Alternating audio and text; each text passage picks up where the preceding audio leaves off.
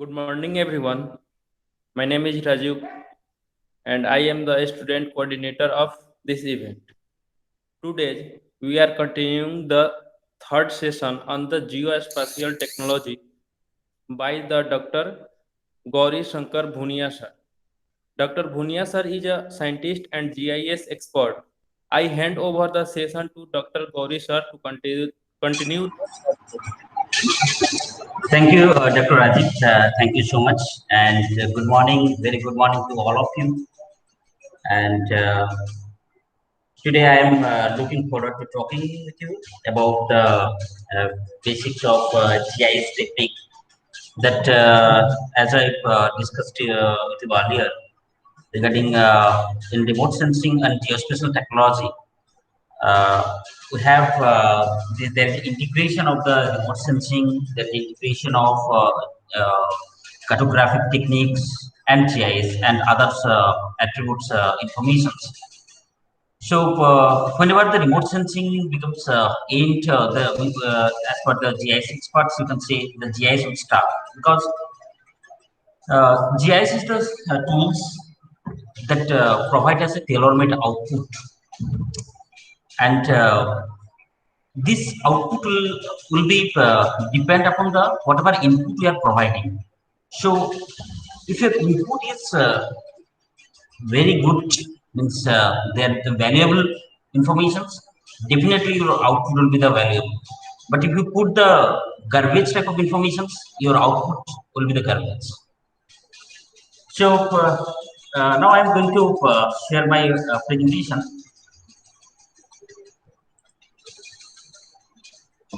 Are you able to see my screen? Yes, sir. Okay, thank you.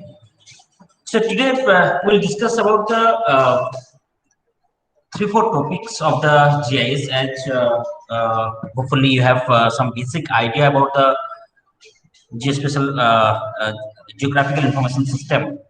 So in the first section, we'll discuss about what is the GIS and why it is powerful tools. And for this GIS, what are the data is used and what types of data we'll consider, or the GIS to do the GIS or to analyze the GIS data, what type of data we need to be taken care. And there are some basic operation that which type of operation we can do. And then as discussed in my previous lecture, some coordinate system or the projection system that I will discuss today in details.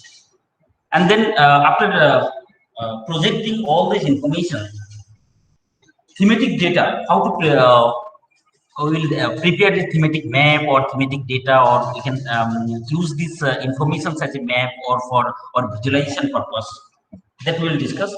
And some basic example how to create a vector data or how to create the attribute data, that we'll discuss today.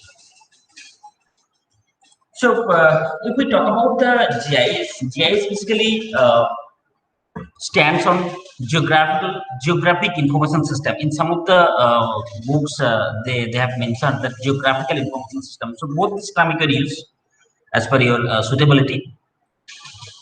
So this why is geographic? Because when we are talking about the subject of geography, always we have a we just keep in mind that there is some latitude, longitude, there is some location where it is, right? And what is the location? So for example, I am now sitting here, or you are you all are sitting at different locations. So this is the provide us the informations that based on which you are identify your exact location with the real coordinate. So that sometimes when you are going to talk about some that India, we know about its latitude, longitude value, its extension. This degree to this degree, its latitude, this degree to this degree longitude, in northern direction, in southern direction, or eastern direction, or western direction, whatever it is. And then information system that is depending upon the data or information that we'll use or will gather for this type of analysis. And this analysis can be performed by using different types of hardware and software. As a hardware, now we'll consider that our computer system, like desktop or keyboard, uh, your uh, mouse, and what about like printer, scanner, all this instrument.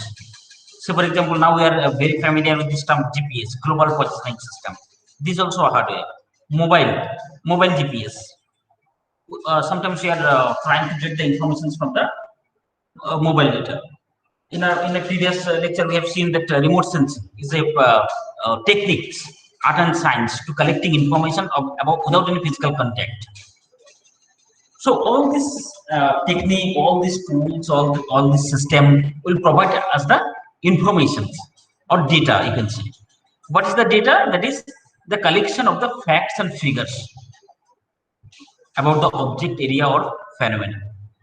So when we are combining these three things like geographic, information, and system, then we are capable to uh, develop that GIS or geospatial analysis, or whatever you can say, geographic information system. So geographic information system is helpful to store, analyze, and visualize the data for the geographic position. So once you have the hardware, so there is a store, there is spaces are available where you can store your data, and the software through which you are going to analyze this data, or to process your data, or to operate your data,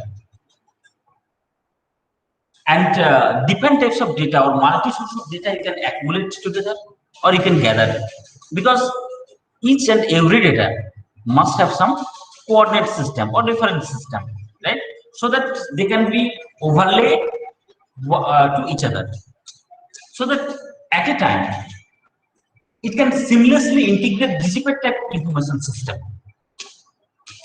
that help you to create the interactive queries, or analyze the spatial informations, or editing or updation of informations that may not be possible with the other tools today as per our current technology and science. Therefore, the importance of GIS is too much today. So whenever we are talking about some of the digital art, when we are talking about some uh, development or planning, always there is a one what we have seen, or our government or our planners talk about the GIS. Now we can say that why it is powerful tool. Say for example, this technique or technology that has been initiated during 1970, when the Canada and government of USA trying to visualize their cadastral information system. I hope you are very much familiar with this term, cadastral system or the khasra data. Because this cadastral or khasra data, what is the benefit that when you are with, because during the British period, they have prepared the map of khasra map, from where we are identifying our plot area, right? And based on that, now we are preparing building, we are creating design, or we are just identifying that this plot is the mine and this plot is yours, and we are using this plot for the agricultural purpose, someone is using their plot for the industrial purpose, someone is used for the etc. So then when the computer technology has been developed, and microcomputer initiated during the period of 1975 or 80, at the time there is a development of the graphic user interface, and this people are trying to develop some GIS software through which we can visualize this graphic information system, as well as these informations can be having some attribute data, non-spatial data, where we are trying to identify its spatial location as well as its associated attributes. And then day by day it has been developed, and there is a imagery or rasters has been developed, or the database has been come, or means different types of geospatial analysis has been carried out. Some statistical analysis can be carried out. So all this means process or means all this the management system or the storing of the system and representation of the for real world features, that can be possible through the GIS. Therefore you can say it is a powerful tool, because capacity of the GIS, the capacity of the software, or you can say the technology or the entire process uh, uh, help us to visual products to creating the documents also. So that once you are going to means measuring anything, or you are trying to means planning anything, or for the digital purpose, sometimes for the means when you are trying to means visualize two or three things. Right now, without GIS, you need to means take a printout, and you need to keep it nearby one to each other, and then try to find out the similarities, dissimilarities, etc. But in GIS, as it has some coordinate system, you can overlay one by one, and you can visualize where is the changes are there, and how it is changes, where is updation is required, where is the updation not required. So that is very much beneficial for the planners as well as the decision makers to carry out the all this type of functionalities. Now we'll talk about the data, that what type of data we are going to use, or we are using for the GIS. So as I told you earlier, like data is the collection of fact figures about the object, area, or phenomenon. So when you are talking about some data, that there are two types of data in our world. It's not only in the GIS world. You can say it's a universal. There is a primary data and the secondary data. Primary data, you can say census data, the data which is being collected by uh, uh, which is not used before. Right? This is the first hand basis. So for example, you are going to field and you are collecting the information. This is your primary data. And the secondary data, some of the data that is used, like census data, when the primary census has been done, like for 2011 census, when the census data was collected preliminary, at that time it was a primary data. Now we are using the census data again for different purpose, different aspects. So these are the secondary data. So that means the data has been collected by someone else or some other third party, and we are using that data for the betterment of the analysis, or to take more information, or sometimes uh, uh, as the data are available. So why we are going to put efforts to collect some same data for the same locations or the same aspects. Therefore, we no need to collect the primary data all these times. Sometimes we need to we are going to depend on the secondary data. So in GIS, what you will do? It proves this primary or secondary data, whatever the data is available for the analysis, or for the means the purpose of the scope. And this data has been integrated into the GIS layer, or after creating some real world information system, and then integrate this, or create a linking of this primary and secondary data, and put some analysis. So this uh, primary or secondary data, or the linkage to be done with a spatial data, right? So spatial data, that means when you are talking about spatial, you can say it's also geographic. That means spatial, that means there is a latitude, longitude. Again, the term will come, latitude, longitude. That means you have in 23.5 degree north latitude, and 77.8 degree east longitude. It is your location. So this is the special location, and at this location, this number of colleges are there, this number of school are there, this number of government buildings are there. There is a one village. The name of the village is this one. The name of the village, etc., etc. Whatever it is, thousands of attributes not is there is a limitation. You can add number of active books at a time. So therefore, it will give you a location. So this location we can define in the two ways. Either it is a absolute location or it is a means relative location. What is absolute location? Like, see, this is the points location.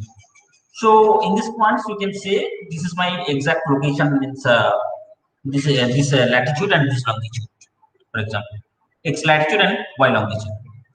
Now, when I'm talking about the relative location, say for example, this is a road, and from this road, my location or my college is 5 meter distance. This is my relative location. So from the main road, where it is located, from the main road, it is located approximately 5 meter or 5 meter away from the main road, or 5 meter away from the violin, or the means your river, whatever it is, you can consider. So it will provide you relative locations also. So for example, there is some examples I have provided, like like this is your region or district, or you can say your blocks, whatever. So within this block, in northern direction or northeastern direction, there is a park. In central area of the district, there is a industry. In southwestern part of the district, the habitat areas are available, and the means northwestern part of the districts having the engineering college. So these are the different special location, different organization, or different objects are present in your study area or in your district or in your block area. So this special data, again, we can classify it as a discrete data or continuous data. When we will talk about the discrete data that will define that its exact location, like park or buildings or means engineering college. This is a discrete location. That means there is no any continuation of the features. But when you are going to measure about the rainfall, when you are going to measure about the elevation or topographic condition, this will be the continuous features, because sometimes this rainfall cannot suddenly means there is a 1 millimeter rainfall, it cannot going to zero. It will be 1.1, 1.2, 1.3, 1.4, or the elevation. When their elevation suppose 100 meter, and it cannot be comes into zero at a time. It will come 100.1, 100.2, 100. That's why there is a continuation. So this is therefore this type of data, when you are going to measure this type of data, this is a continuous measure. Why I am talking about this this discrete or continuous or spatial, I will talk about later. That our analysis or our purpose of analysis should be different, or different operations will need to be considered for this for analyzing this data. Then I'm talking about attribute data. So that already I have got. See, there is a, for example, I have prepared a block map, uh, and this block map, there is a block names I have available. There is some of the area of Bihar district, like Sahapur, Ara, Barhara. I hope these are Bhojpur district, Sandesh, Udbanagar. So these are the block name, block name, and then I find out that what are the total population of each block, total male population and total female population, how much SC populations are there, ST populations are there. Uh, like from the census data, whatever the informations are available, and this information I just collected from the census data, and then I would like to analyze through map how it is means how the densities are arising in this particular area, and why the densities is my topic or my research questions are why these variations are found. What are the associated factors? Not only the population, what is the population ratio? What is the ratio between the resource and the population? So this type of analysis I would like to do. Therefore, I have prepared a map, a block map, and otherwise I have collected a block map. And the same way, I was trying to collect this census information to correlate this information into our spatial data. So this is called the attribute data. You can one block you can use for thousands of attributes or million of attributes as per your requirements or as per your analysis. So this attribute information that can be nominal, that can be the ordinal or interval or ratio data. You know. So these are the examples of the attribute data. Now I am trying to means how this data will incorporate into the GIS. So this data we can incorporate once there are a lot of technique. Say for example, keyboard entry. We can directly enter to a computer system like using the keyboards, using its latitude, longitude, or in case of the attribute data by putting its name or other attributes like population number or density or means calculating its ratio, whatever it is. Or we can putting through coordinate geometry, like we are using GPS, so we all are getting the means, locations features as well as the elevation feature. So this coordinate that in my digital image processing class I told you that we'll do the rectification.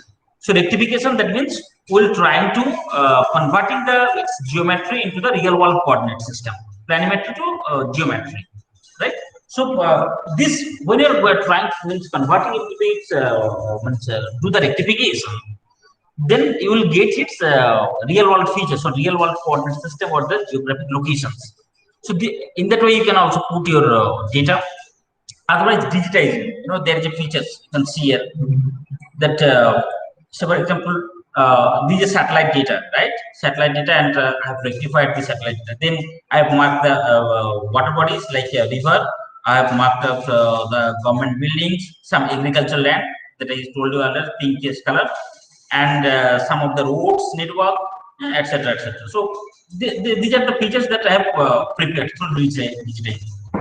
And then scanning, what we'll do in scanning, sometimes there are some maps that I told you, raster data yesterday, that we have some paper maps. We don't have the satellite data, or we don't have but we need this historical information that is not ready in digital format. So what we'll do, we'll use the scanner to make it hard copy into digital copy, or convert into the hard copy to digital, so that after getting the digitization, what we'll do, we'll do some putting some coordinates and or rectify this informations, and then we'll do digitization. So once you're going to digitize after rectification, then you can match this data of this particular real world coordinate system to verify that what is the exact location, like cadastral map that I told you earlier.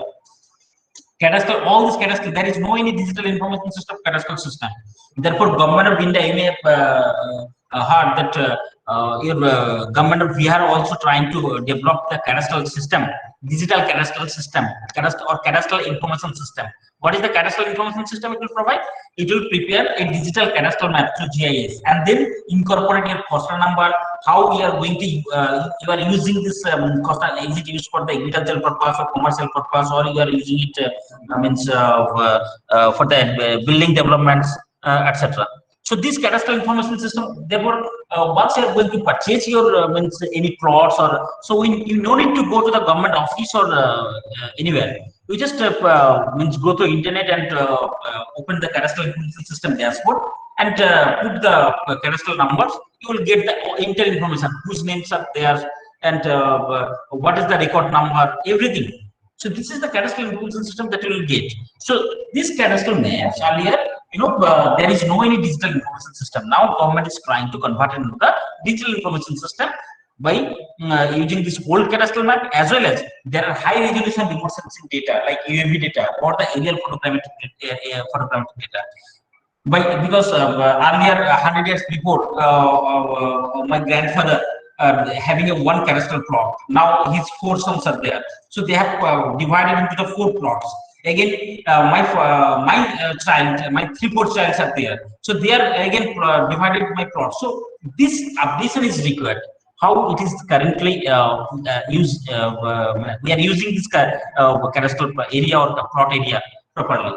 So this information is not available, or it is not possible to visit every place or every cadastral plot to getting this information. So once this information will be ready, now government can plan, or you can plan, or as per your requirement.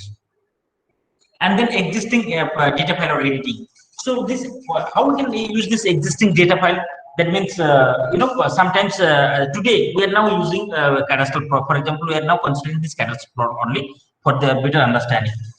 Suppose now my there are my three childs. So they have plotted. They have divided my plot into three categories. Again, they have some childs, so they may sell it or they may divide it into two categories if they have two number of childs, or they may develop the building. So next 10 years, but after 10 years, when you are going to try to get these informations, you can use this information or you can update this information, so that existing informations you are going to use, like temporal resolution data, where we talk about in my remote sensing class, that Lancet data has started since 1970. So since 1970, they're trying to collect this data of the real world features of the earth surface features, or store the satellite imagery of the entire world. So once you are trying to get this information, that what was the situation in 1970 and now what is the current situation in 2021 of this particular place, and what are the changes are there. So that can be possible to identifying through this existing, using this existing information system, either through geospatial technology or this using this GIS tools. Now we'll talk about the different types of data model in GIS. In GIS we are going to use this two types of data. Like one is called as the vector data, and another is called as the raster data. So what is the basically vector data or raster data? Whatever features in our Earth surface is available, that we can represent in the three ways. Either it may be points, or it may be line, or it may be polygon. You can imagine it. Suppose you would like to plot your building's location, or you would like to plot your village location. So when you are going to analyze these informations at the country level, we just give a points of your village location or block location or district location. But again, when you are trying, you would like to analyze your information at a ground level. So what you will do, you will identify your district location or village location or block location as a polygon. See, and whatever the linear features are there in our entire world, that we can represent in line. So there are three ways that it can be presented. Either it may be polygon, either it may be point, or it may be line. So this is the features that we can use for the both the data system or data model in GIS, like vector and raster. So here you can see the point locations using the points, and some linear features, that is means like road distribution of road network, that we put through line, and some of the plot area, like using of the plots of forest or agriculture or the means water bodies, whatever it is, so divided in the means polygon location. And the same in case of the same raster data, what we'll do, the same point location, I just put in the pixel. Why it is pixel raster? That is the basic difference. That vector and raster, the same thing you can represent in the either through means vector or raster. In vector, we're just keeping a points only. But when you're going to raster, that means like remote sensing data or the scanned data. So these are the raster data format, because there is a pixel. Once you're going to identify this point location, you consider a pixel location. You cannot consider the exact point. Same for the line. There is a continuation of the number of pixel, and for the polygon, there is a contiguous pixels or accumulation of the pixel at a particular area. They're defining the particular. So there are some advantage and disadvantage. Like sometimes we need to there are some data that is not available in the vector format only. So we need to consider the raster format. In the same way, from the raster format, we can get a number of information system that is also very much useful for the analyzing purpose or for decision making purpose, etc. Like elevation. So elevation you can get points, or you can get also polygon also. But you based on a purpose of analysis, or sometimes each and every points you cannot means acquire, or you cannot collect. So in that case, we need to consider the raster data only. It also provides the more accurate information as per your requirement or as per the spatial data. Then we'll talk about some vector data model. Vector data model, there are two types of data model. One is known as the spaghetti data model. Why the spaghetti data model? That means it's a representing the features, like different features are there is a different sets of information, like it will store the data, its geographic location separately, and then again it's store the attribute location separately in the database. But there is another advantage of the vector data model, like topological data. Why this topology? That means this comes under the concept of mathematics, where we are going to trying to determine the spatial relationship between the geographic features. Like if there is a point, what is the relationship with the line? Is it means right direction or wrong direction, or in which direction it is distributed? Or if we would like to connect this line, in which way we would like to prefer, or what is the shortest route? So in when means this type of analysis is required, or we need to means use this type of concept. In that case, we need to consider this topological data model, where it will provide us the adjacency, connectivity, and contiguity. Adjacency, that means how adjacent to each other, like polygon to polygon, what is the adjacency, or polygon to point, what is the adjacency, or polygon to line, what is the adjacency, or connectivity or contiguity. There is a sometimes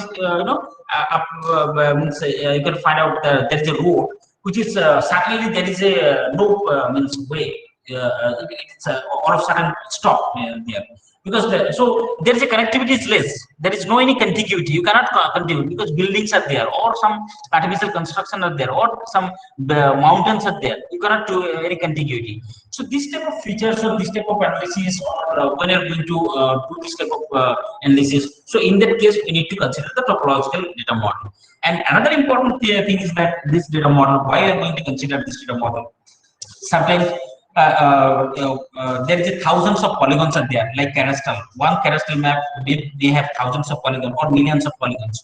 So one way of going to input your data through digitizing or through keyboard entry, you may miss one polygon, or you may means create a duplicate polygon also, or there may be missing a label also. So all these things, means through once you're in the topology, it will provide you the means correct information, so accurate information. Is there any duplicacy or not? Is there any missing label or not? Is there any connectivity or not? Is there any adjacency or not? This information can be find out through GIS software or GIS analysis, that is, it is topologically connected or not. Now we'll talk about some of the vector data format. You may have heard about some terms like shape file, arcinfo, or some tiger file, or if anyone, you can use the GIS software, or if in your lab there is some GIS software, there must be these formats are available. Whenever you're trying to open a data, you must click on the file type, so you can get a number of file format. So these are the important file format that are using by different scientists and research organization or government organization for their analytical purpose, like zip file and arcinfo file. That is, these are the file that is depending upon the software system, like what the softwares are available, because there are some software which is using this type of file, and some of the software which are supporting this file to read this spatial data and the non-spatial data. And then raster data already told you. In the same way that raster data that will store, or the, you can say, the data model, there are three-port data model in the raster data. Like, one is known as the cell by cell raster encoding technique. Encoding, that means the input of the data, or this is a file format, in which way your data is stored in the database or the GIS data system. So you can see that there is a data that there is no information. Therefore, they are putting the in row one there is a 0 0. Where the information are found, they have put the one. As you know, in computer language, or you might familiar with this term, that binary format, right? So 0 and 1. So computer don't know about the language. You just know about the binary format, 0 and 1. Wherever you get the information, it will give us you the 1. Whenever the informations are not available, it will provide us 0. In the same way, the data is stored in the computer system or the storage device. you can see this data is stored in this way. Whenever the informations are available, you can find out the 1, or whenever the information is not available, it will provide you the 0. So in this, there is this is the one way of the raster data storage, and the another way is the run length encoding technique. Some why are going to this type of technique or developing this type of technique? Because it has found that by cell encoding technique, when you are going to store this data, it will take much more space, because each space is required to define its values, either it's a 0 or 1. So to reduce the storage capacity, the scientists have developed this run length encoding technique, where they just put row 3 and 4. That means these three, it can be that encrypts the cell value in corresponding in grams of corresponding value pixels, where the compacted image file, to identify the compacted image file. Like you can see that so in row 1 there is a third and fourth number, there is a value, and the remaining there is no value, right? And the same in the row 2, we can find out that there is a row number, column number 2 to column number 4, there is a values are available. So it is extended from 2 to 4, right? And in case of the row 1, it is extended up to 3 and 4. In the same way, the data will be stored. Therefore, it will reduce your storage capacity by gapping or providing the there is a providing blank spaces, so that you can store the data in the blank space. And the other important technique, like quadtree encoding technique or method, you can say it's a hierarchical relationship. That means, there is a parent-child relationship. My grandfather, he has 3 sons, and then my father has 2 sons, and I have three sons, and then again 4 sons. So hierarchically, it's arrange the data, and based on analytical purpose, it will call these informations from this particular sales, or from the particular storage device, so that it can use, or it can increasing your processing or production time, means or decreasing your production cost. So in that way, it will just store your data, and means increasing the enhancing the analytical capacity of the software in your database.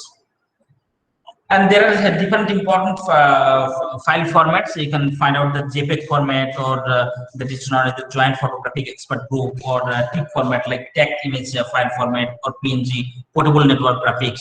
So I hope if people are doing some work in the Photoshop or Paint, or different types of other softwares, like for the creating your picture or editing your picture, you may find out this type of raster file formats. So this file format sometimes is called as the lossy and loss file format. What is the difference between the lossy and loss file format? Lossy and loss file format, that is lossy, that means there is a information like JPEG format. You can find, you may observe that there is a one picture. Whenever you are trying to save it into JPEG format from the TIFF or PNG format, there is a reduction of the picture quality. You may find out there may be some black spot will become, or there's some means spot may highlighted. So this is called the means lossy format. It will reduce the storage capacity, but it will lose your picture quality. So that's why it's known as the lossy format. And lossless format, like TIFF and PNG, these are the lossless format. You can observe that JPEG file. Suppose there is a picture there, having a JPEG file is only 200 KB. Whereas when you will try to save it in the TIFF format, it may be 1 MB or 2 MB or more than that. Why it is? Because it is a lossless format. It's never consider the picture quality. In picture quality will be same as per the original format. So therefore, in raster file formats, we need to you may find out the satellite data. If anyone procured the data, or your organization have procured the data, there may be 2 type format you can find out. One is the GeoTIFF format, or TIFF format or IMG format. Why the geodip? Geodip, that means geotech information system, like it said, geographically or means georeferenced information system, because it has the coordinates or the latitude or longitude value of this file format. That's why it's known as the geodip format. Or in case of the TIFF format, you may not find the coordinate system, or maybe find out.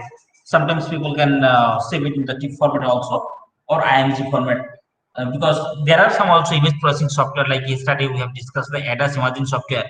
In ADAS imaging software, the ADAS file, the standard file format is the .img format. That is called the image file format. So these are some basic example of the raster file format. And there are another file format also, like DIM or DTM or DSM, etc. So once you are trying to find out one file format, definitely we'll go through this different file format, and you can convert this data into one format to another format using the GIS and remote sensing software. That as per a utility, because some of the process or analytical purpose, we need to convert this data, either import or export technique, that from JPEG format to TIFF format, or TIFF format to JPEG format, or TIFF format to IMG format, or IMG format to DIM format. DIM format, that means when you're trying to analyze the topographic information system, so we can use the digital elevation model, or digital terrain model, or digital surface model, like GSM or DTM, right? So these are the digital topographically uh, uh, reliable format or supporting format, and based on which we can identify the topographic information, or we can analyze the topographic data using this file format. Now we'll talk about some geoprocessing. Geoprocessing is the tools where we can use the geographic data, such as extracting of the information, or changing map projection system, or editing attributes, or editing calculating attributes, or means overlays of information, or identifying the new names, or routing analysis, etc. So in this geoprocessing tools, GIS have the capability, different types of tools available to different types of tools, and using these tools, we'll able to identify, edit, remove, delete, add, whatever you want, you can do it. Because that is the funda, that is the advantage of the GIS, that it gives you the tailor-made output. Why it is tailor-made output? Because what we'll do, suppose we need to cut our means prepare a good band, or we'll try to develop scatter cloths, like tailor, whatever you do, you just cut and do the prepare for you as per your requirement. So as per your requirement, as per your analysis, or as per the scope of the project, you can uh, you can use your data, you can use your information in the project, like editing or deleting or removing, whatever it is. Like there are some examples of the geoprocessing operation, that you can see the dissolve first, for example. Here you can see there are a number of lines are available there. So what we'll do in dissolve technique, it will just find out the major lines, or you want the smallest features, or whatever features you want, you can dissolve it based on its spatial location, or based on its attribute location. So sometimes we need to analyze that, we need to find out that major roads what are available in our city. So that's why we need no need to means carry out all these informations every time. So we can dissolve your data, right? We can dissolve our by lanes, and other district road, etc. So we can keep just our major road and major data. And then there is a clip option, like subset option. What is clip? Like this is the district area, but you would like to analyze your data within your block area, or within your village area. So you have to using your village boundary, or using your block boundary, you can clip your data, or you can just extract your information based on your study area, or based on your research purpose, research area. And then split. Sometimes there is a lot of information are available, because therefore we need the storage device for the geospatial data, because it's a huge volume of data, or consider the high volume of the storage area. So in that case, you can split your data, or sometimes you need to there is a large volume information and you would like to classify it, or you would like to extract it as per your the village boundary or block boundary, or it is your other administrative boundary. So you can split your data based on your requirements, based on your study or purpose, or purpose of the study. And then there is some techniques like Excuse me, sir. yeah. Sir, your presentation is, screen is not visible, sir. Screen not visible. Let me check.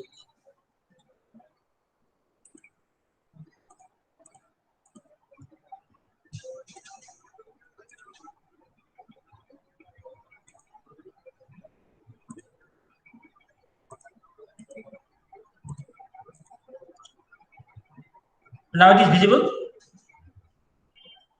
Yes, sir. Okay, thank you. And then there is some technique like append. In case of the append, what we'll do sometimes when you some information need to be add, some information need to be updated. So in that case, we are using the append function as a geoprocessing function in GIS. So using this append function, we can update your information or validate information as per our requirement. And then some EAs facilities are there in GIS tools, so that you no need to no need to again carry out this data for the further processing system. So that based on your erase function, or based on your boundary or administrative boundary, you can erase your data or erase your information of this particular area or particular locations. And then marks. Sometimes we have there is a lot of information. Say for example, there are three groups of people are working at a time, and they're collecting the information at different area or different aspect. And after that, you need a unique ID or unique code through which you can merge these information, or you can sometimes we are trying to collect the information in different way. So, but we have to consider in a village name, or any single serial number, so that once you have the same serial number, you can add or you can update this information, so you can merge this information, like tiles, whatever tiles we are using in our floor or in our house. This mosaic can be done using this merge function of the GIS. Next, this is the another important geoprocessing function that you may have heard about, this term overlay analysis.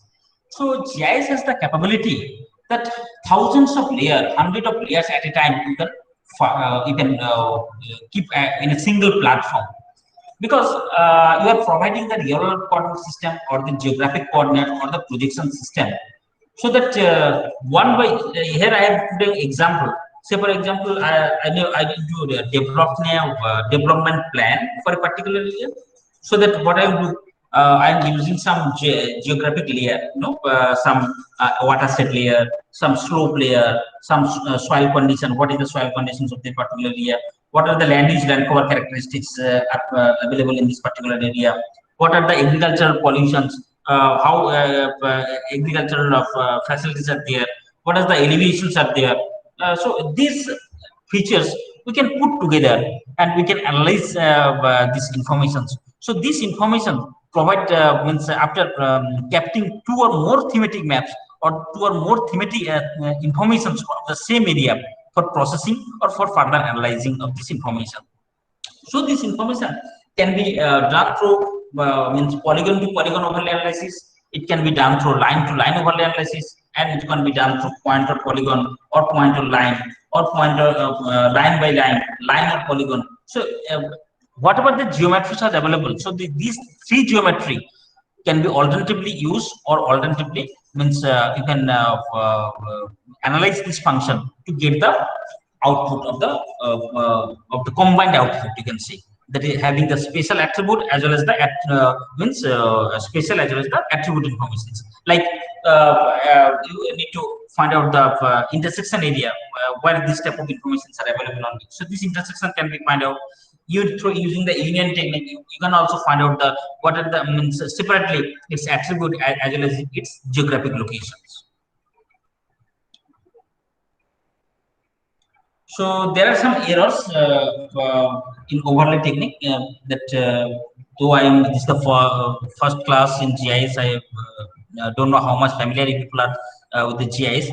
However, some errors that just you heard this term, or you can keep in mind it for the next phase, or your next means when you are going to use this GIS data, or when you are using this GIS means remote GIS software in your lab.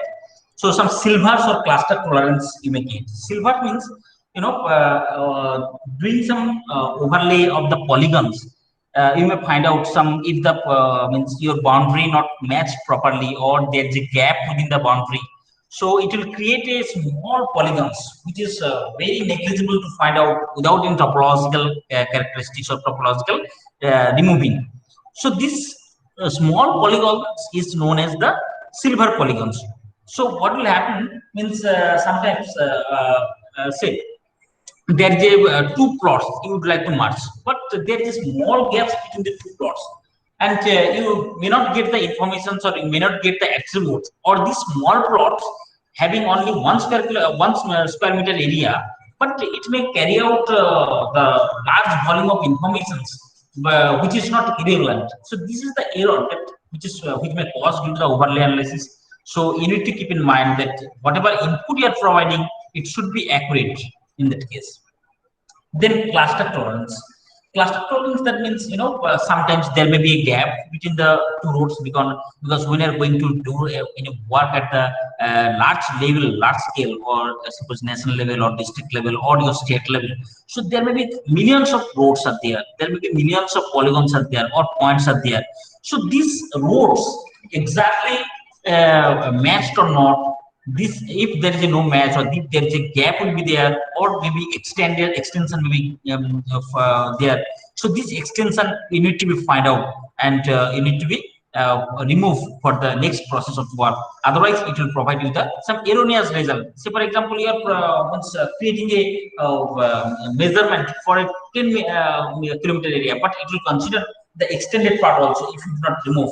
So your measurement may not be accurate in that case. So therefore, we use the topological correction error, through which we can remove this type of error, and we can find out the error to remove of this GIS using this GIS software. And the same operation, like whatever overlay operation we can use in the vector system, or vector database, or vector data model, same operation can be done in the raster data model. This raster data you may combine 3-4 different times period of data, so that you can find out the changes, or you can find extracting the, suppose you need to prepare a geological map. For preparing the geological map, you must consider your geomorphological characteristics. You must consider your raw satellite data, as well as the lineament data, some of the another information, like what are the minerals that are available, this type of information that we have extracted from the spectral analysis from the satellite data. So all these information you can put together, and you can find out whatever the geological characteristics are available of this particular area. So this function can be done 3-4 characteristics, 3-4 way, like arithmetic function. Arithmetic function like addition, subtraction, or multiplication, or division. So for example, in my previous lecture, you can see that we are using the ratio technique, right? Ratio technique, like different bands combination. One band you can divert, it's divided by that another band, so that you may find out the its exact characteristics, or exact nature of this real world features. So in that way, we are using the different functions of the for the overlay operation of the raster data. So it may be the relational function, like less than or square than. So for example, you need to find out that the area more than 200 square kilometer of the raster data. So that using this relational function, you would like to you may find out this area, so you can extract this information using the relational operation. And then logical operation, where we are using the Boolean logic, this four important Boolean information, like and, or, XOR, or not. This information may be used to calculate the different raster overlay function, And also, if you are using the different programming language in computer system, you can use the conditional function like if or else, or sometimes you are also develop the model using this conditional function to get the output of the data as per our requirement. And then another important geoprocessing function like buffering. Why you are going to use the buffer? Basically, buffering in GIS, you can say it's a zone or creating producing a zone beyond your geometry, like it's maybe the points, line, or features. So, suppose you would like to find out that there is a one point, and this point will be affected 1 kilometer buffer of this particular point. So, we can create a buffer area of this point, 1 kilometer buffer area. Otherwise, say for example, there's some we will do some waste generation or waste production system or solid waste management system. So sometimes we're trying to find out that what will be our transfer station or what will be our dumping sites. So in that case, you have to consider that your availability of the schools, your availability of the road network, your availability of the hospitals network, hospitals and other buildings, residential buildings, etc. So using this data, you may create that from the building minimum 2 kilometer distance is required for creating a dumping site. From the school, minimum 3 kilometer distance is required for dumping site. From the hospitals, minimum 4 kilometer distance is required for creating a dumping site. So you may create the different buffer zone, and then you may use these informations for your analysis to find out the exact locations of the dumping sites using this GIS platform. So this buffer can be created by points or line or polygon. So there are different types of buffers are also available. The methods in GIS are available, like multiple ring buffer. Say for example, you are trying to develop the industrial location or residential place within the industrial area. So you may create the different types of multiple ring buffer. Like from the main core area, there should be residential area should be 5 kilometer away from the core area. If people are familiar with the nuclear theory or means central place theory of the Chrysler or nuclear theory of the Harrison Coleman, and you may find out this type of concept, or they have developed this buffer area from where this industrial will be developed, or the residential place will be developed, or the commercial place will be developed.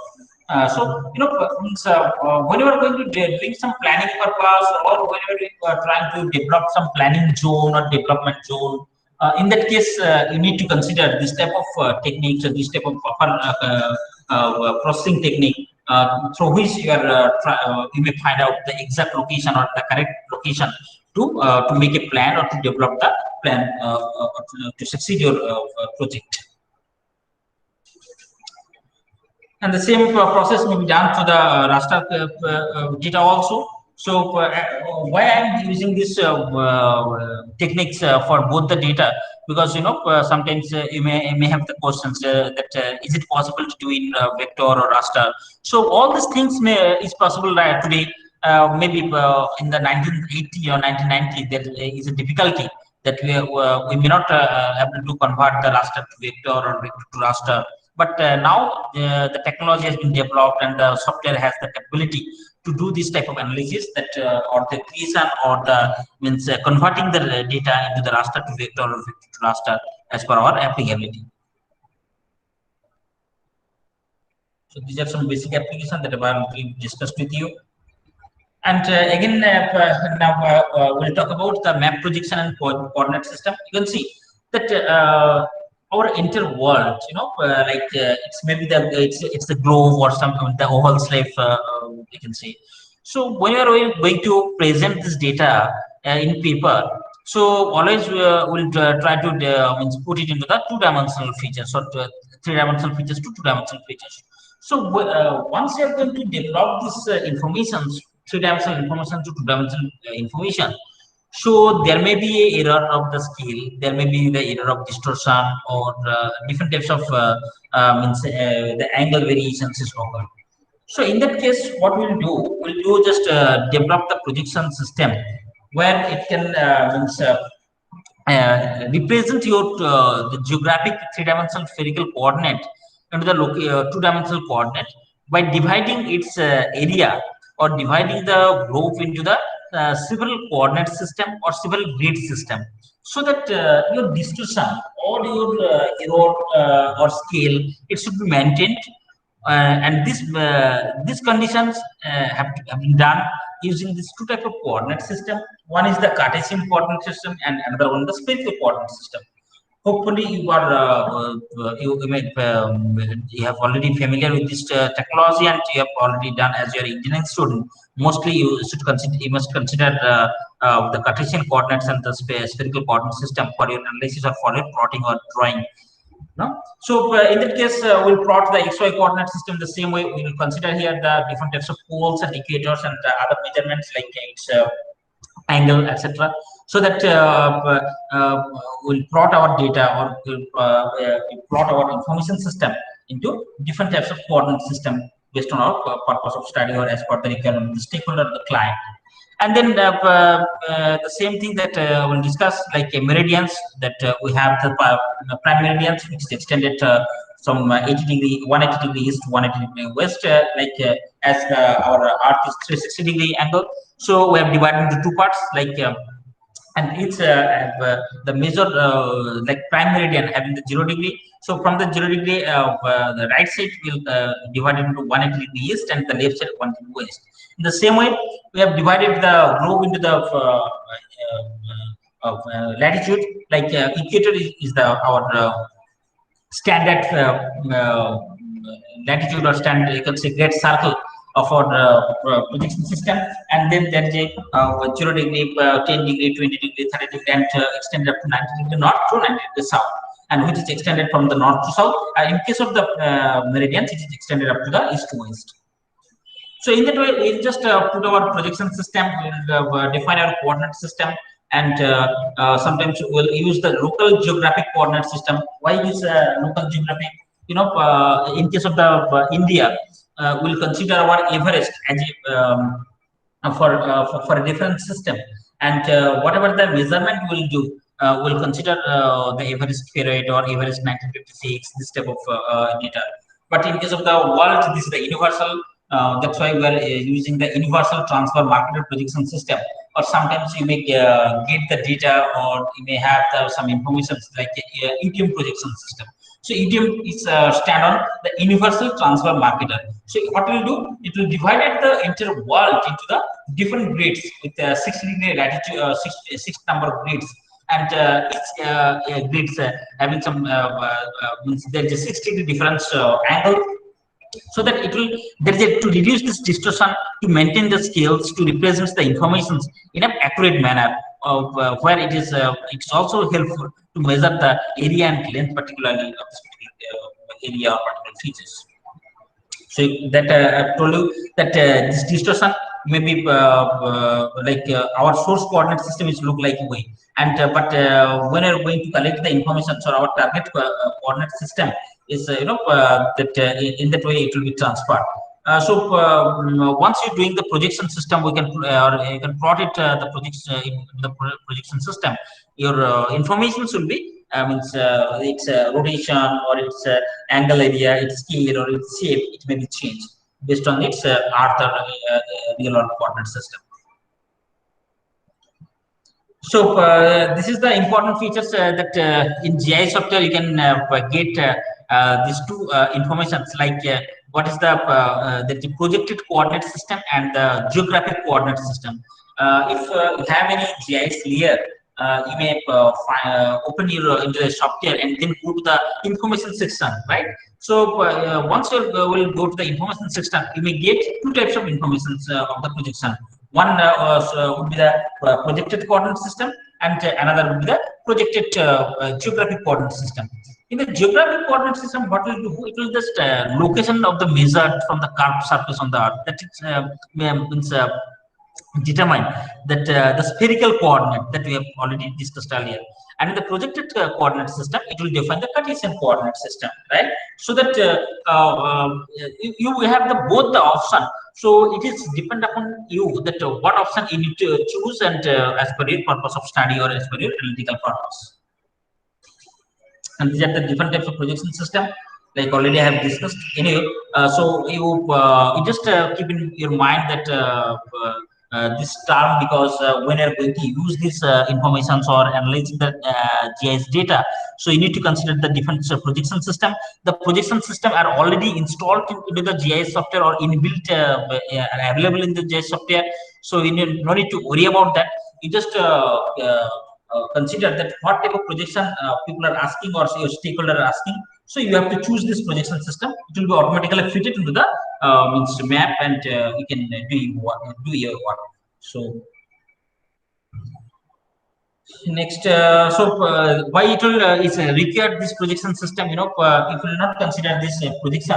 So or georeferencing, you can say sometimes we can use the term georeferencing. So georeferencing is nothing. It's just converting this planimetric map into the geometric map, where we are putting our coordinate system, as well as we will put our means a different reference information system to match with our real world coordinate system, and this information will be helpful for your analysis, like whatever we will do in our buffering or overlay or some geographical analysis of our data by providing its projection and coordinate system of the maps or of the features that we have collected from the field, or it may be collected from the satellite data, or it may be collected from the scanning, etc. So finally, this projection system, you can see it's need to be represents the surface. Either it may be 2D or 3D. But in 3D, sometimes you have to represent the data for the topographic information. So in that case, we'll use the digital elevation models of topographic data. In digital elevation model, what will do? It will record the geographic coordinate like XY location, as well as it will also consider the jet locations. The jet locations will provide you the elevations value. Elevation value, what you will how you will get that is the pixel value, right? In case of the spectral reflectance, we're just getting the information about the features characteristics like feature spectral length or the electromagnetic wavelength. But here we'll get the informations of the elevation or the means height of the features, so that based on that you can create the 3D model. So this is the advanced concept. So once you have the GIS basic knowledge or basic information, or you are familiar with this technology, then you may consider this technology, or you can prepare, or you can develop your skill for developing this 3D and all these things. Because for an engineering purpose, this 3D model is very much important. So therefore, you need to consider this data or information system to develop the 3D data for representing the information into the for visualization purpose. And this information, and you need to consider that you should have the projection will be more accurate. Otherwise, you may not. There may be the error of the distance measurement. There may be the error of the shape measurement or the direction measurement. So, choosing coordinate system or choosing the projection system is very much important for the project or for your research purpose or for your next further level of work. Once your projection system is not correct, or it may not match with the other layers, so you will not be able to do this analysis in the GIS software. So in that case, you need to do the projection, or you may have the data at different projection systems. So in that case, you need to transfer into the same projection system, so that you can get the more accurate information at exact places, or the matches of the boundary or the area or the data within the two features, or among the features. Then we'll discuss about the thematic map or thematic data. What is the thematic data? It's just systematic informations that will provide you some qualitative or the quantitative information. So whatever data will get, sometimes we have thousands of informations in a table, but within this thousands of information, it's become impossible, or sometimes very tricky or risky to find out what is the highest amount, what is the lowest value, what is the means its standard deviations or average value, etc. So in case of the thematic information, what we'll do, there is this capability of the software, or capability of the GIS to convert this tabular format data into the map format. so that you may get this information, and so that you will get the information like means numerical data or variations from the means place to place, or you can put your informations into different way, like sometimes it's density, sometimes it's distribution, sometimes it's means correlations with the density and distribution, correlation with the density and the other geographical phenomena, or the means relations between the qualitative and quantitative information. So in that way, you can put your data, you can put your thematic map, or prepare your thematic data based on the input of the informations from the different sources and different way. And this there's some of the challenges of this qualitative data or the quantitative data or the thematic data, like large quantitative data of the so in that case that's I have told you earlier, like we have thousands of information in the table, so we may not means able to identify these informations, or means find out these informations quickly whenever anyone asks me that tell me what is the highest value of this particular geographic locations, or what is the highest value of within this means block area. So by searching this tablet format or the other format or the paper format, it's become difficult. So once you have the capability to develop the map, you can quickly within a second you just solve your info, means solve the query. Secondly, you can also some rich data. There are lots of detailed informations are available. Like it may be some paragraphs, or it may be the sentence cases, but it may be the sometimes you need to find out that location name. Maybe your village name, maybe the 3 4 words are available, but you just in your memory you can just keep only one word of the village. So you just put your name. If you put your name in the one word, or you just find out your within the census data, million of details are available for the district. But how do you find out this information of a village name or the characteristics of the village information? So in that case, there is a search query or the query options in the GIS database, through which you just put your the village name or one of the any one of the village name. You can find out the information, or you can extract the information from these millions of database. So in that way, there is a some of the challenges also find in case of the quality, that there is a contradicting information. So by comparing these informations, you can this you can also find out, and you can remove the error. And simultaneously there is a some findings. Sometimes are not means as per the requirement. This type of problems or challenges you can face, or some this will also when you're not using the GIS, this may take maximum time, or therefore you are waste your time, or you may get the number of informations, or there are maybe the similar type of informations are available. So this become difficult that what exactly do you want, or what exactly the features is you would like to do, or as per requirement. So in the thematic data, we can gather these informations, we can read, or we can arrange these informations. After arranging this information, we can developing code, like we can maybe thousands of information. So we can find out that the distance of the school or distance of the hospital from the villages. So we can develop the conditional analysis, like define the block area where the 2 kilometer less than 2 kilometer distance, but within the 2 kilometer distance there is a school and hospital, or within the 2 to 5 kilometer distance there is a school or hospital or school or another infrastructure facilities are available. So this type of advantage you can get it from the thematic analysis of the thematic representing thematic data. And then some you can create codes, or you can use the like 0 it represents there is not available, 1 it represents there is available, 2 it represents there is a availability is very much, or the superficial, or all these facilities are available here.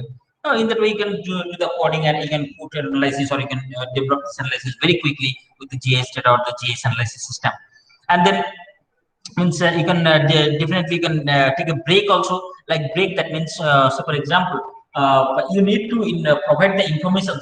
Suppose within that 15 years of age of the people, how much in your locality, or 60 years of age people, how much are there in your locality. So this information can also be provided through thematic information, thematically analysis, and by eliminating or without means deleting your data. Just you can hide this information only, and you can provide this information as per your query or as per your means purpose. However, another important that it can be good fitted. It can be fitted to scale. It can be fitted to projection. Whatever you want that you can project it. You can means you can put it in the large scale. You can put it in the small scale, or you can means scale. That means you can put it into 1,000 scale. Like high means it will focus, or means there is a means distance between the real or coordinate system and the actual coordinate system or the map will be less. In that way, you can represent your thematic analysis of thematic data in the GIS. So there are different types of thematic mapping or thematic way representation, like core plot map. Here I've given an example that high density, the dark color, low density is the white color, or the color is this, and the proportional symbol, like data display that if you have large volume data, its symbol size will be increased. If you have the low volume data, the symbol size will be decreased. You can put the data in the line, like contour map will do sometimes elevation. So you don't have the digital data, means digital elevation model, or you don't have the data of raster data, but you need to means define this data into means creating this contour, and you can prepare this data. And then there is a dismetric mapping, like hybrid technique, where the choroplates and other ancillary informations you can incorporate, and you can put or you just analyze your data into the thematic way. So that's all about the geographic information system as per the today's discussion. So in the next class, we may also in next we'll discuss definitely we may discuss another aspect or another features also. So there are a lot of features are there, lot of facts are there, lot of operations are there, lot of functions are there. There is no any limitations in the GIS. Lastly, I can say. However, if you have any call, you may please means query, you may please put it in the chat box, or you may directly call.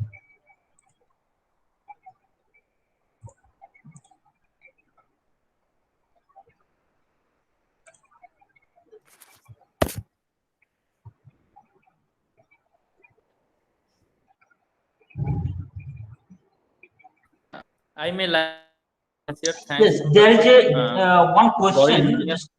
Just sorry to interrupt you. There is a one question Bikash Kumar asked, that which file compression is recommended in lossless and lossy. For the lossless, is the TIFF format, or you can use .img format, image format, or in case of the lossy, these the JPEG formats are there, JPEG. That you can also means do research today. Like you have to, there is a one image. If you have any image, or if you have photographs are there, you can save it in the JPEG format. You can save it in the TIFF format. You will you can better identify which what is the best quality. What is the which quality of the picture is best. So definitely, it's a for the lossless, it's a TIFF format or IMG format you can choose. And Sarda Saran asked about this, sir, what is GIS? See, GIS is the tools. That is, it's a stand on the geographic information system. It's a tool having the capacity of the store, having the capacity of analysis of data, visualize of the data, means interpret of the data, manipulate of the data, update your data, validate your data. So you can do everything which you provide a tailor-made output, and it's a it's a component of the components of the hardware. It's a component of the software, people, and the data. These are the combinations factors or the major component of the GIS to develop the GIS analysis.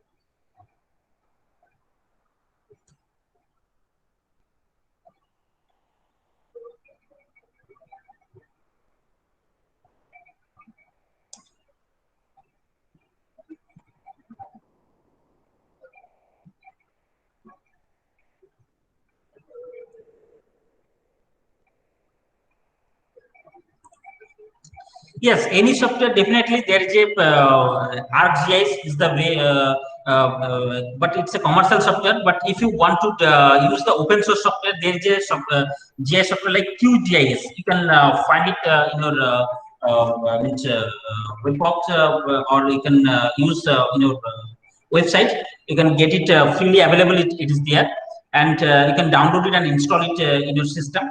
And if you want, you may definitely communicate with me. So how to handle this software? Definitely, I will support your information.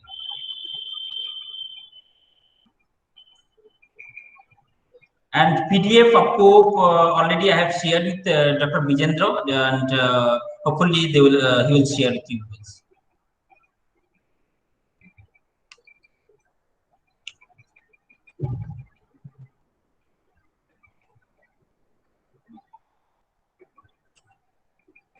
Thank you, sir. Thank you so much. So can we stop today, or we can conclude here? Just thank you all of you again. Thank you, Rajib ji, and thank you all the principal sir and the coordinator of this organizing committee.